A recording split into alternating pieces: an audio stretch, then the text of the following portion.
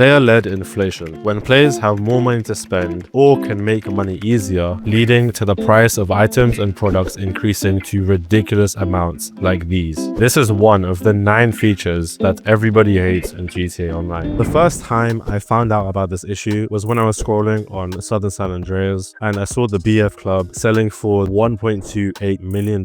But I realized there are so many other items that are overpriced. So long story short, I fell down this huge rabbit hole of finding overpriced items and made a list of the 3 worst cases of this. The first example is the Dubashki Champion. At $3.75 million, it's one of the most expensive non-HSW cars in the entire game. But let me tell you, there's nothing special about this car. With a top speed of 125 miles an hour, it's ranked 31st out of all 60 supercars, and it has one of the worst lap times out of every supercar. The next example are the police cars and how much more expensive they are compared to their normal versions. So let's take the Coquette D10 Pursuit as an example. With a price of $5.6 million and a trade price of $4.2 million, it's a huge jump from the normal D10, which is $1.5 million. So that's a difference of $4.1 million or $2.7 million using the trade price. All of that money just for a couple of flashy lights and some sounds. I mean, come on, Rockstar knows we're not babies, right? The final example are some jets and how varied the prices can be. So let's take a look at some of my favorite jets, like the Bezra at $1.1 million and the Rogue at $1.6 million. So this is a pretty standard price for most average performance planes, right? But if we look at the top end in terms of money, we have the P966 Laser at $6.5 million,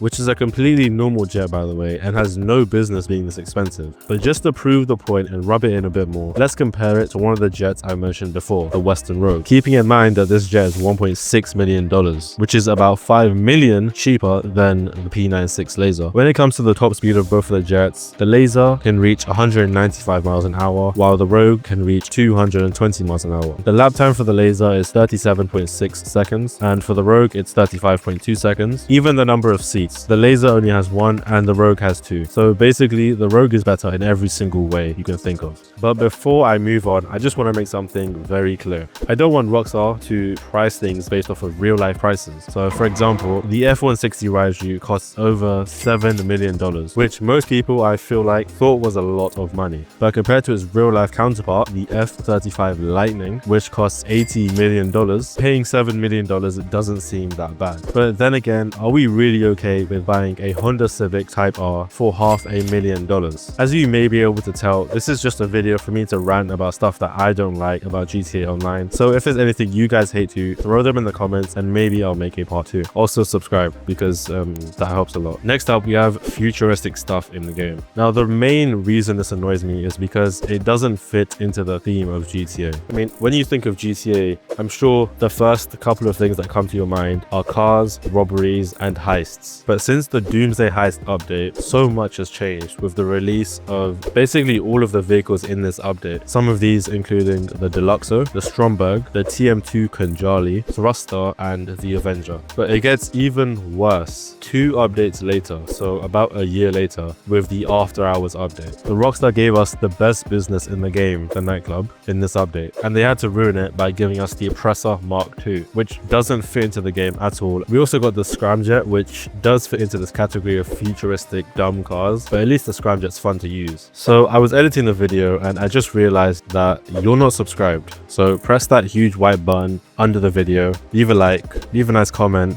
and enjoy watching the rest of the video. Next up, we have bad customization. So there are 2 main points that I want to cover about bad customization in the game. The first is all about clothes and how some of them don't work together when you try to buy them. I mainly encountered this issue in Ponsonby. You know, I've never called it that before. Wow, okay. This is because of all of the accessories that you could buy, and for some reason these accessories are never compatible with anything you're wearing. I mean, I've never been able to wear a bow tie before. Yeah, there's so many many different ones here, and I've never been able to use them. The second point is all about vehicle customization. These issues aren't too bad because some vehicles can be customized really nicely, but there's just small details that really need to be changed, like not being able to color stock wheels, or having the crew logo stuck like right here and not being able to move it around to different places. The final one is character creation. Now I saved this one for last because it affects people the least, and it's probably the least important out of all three of the points. So the first issue I have is with the parent system. I don't know if it was just me, but I found this super confusing compared to other games which use sliders to change like the size and position of things. But having this whole like parent system didn't really make sense to me. Number 4, your mechanic not being able to deliver your vehicle. Now I'm sure this is a situation that we've all been in. You know, you're on a road, clearly, you try to go into your interaction menu, you try to spawn in your vehicle, and you're too far from a suitable road, even though I am clearly on a road. And don't even get me started on those 1 minute and 30 timers. Next up, we have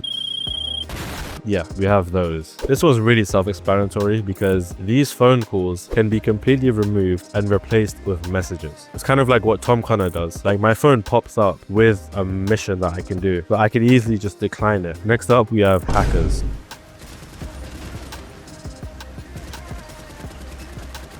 Too many hackers.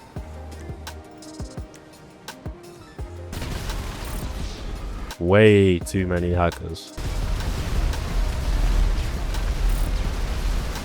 Next up, we have that one turn on the freeway. Now, I know you know exactly what I'm talking about. When you drive on the freeway, you should be able to drive at basically top speed because it's a straight road. So, you know, of course, I'm just going to hold W and keep on driving until... ah, crap. Moving on, we have falling on mountains. So if you ever somehow find yourself stuck on a mountain and you try to get down, you could trip on absolutely nothing, fall 2 feet and just die. And there's literally no better way to get down because you can't spawn a car because there's no roads, obviously. And don't even get me started on finding cougars in mountains. The final thing is getting beamed by AIs. Of course, us being the player, we're built to be complete killing machines. So I'm guessing Rockstar didn't like that and decided to nerf us with NPCs that do this. Now that you know the most hated features, why don't you check out the most useful in this video on screen right now.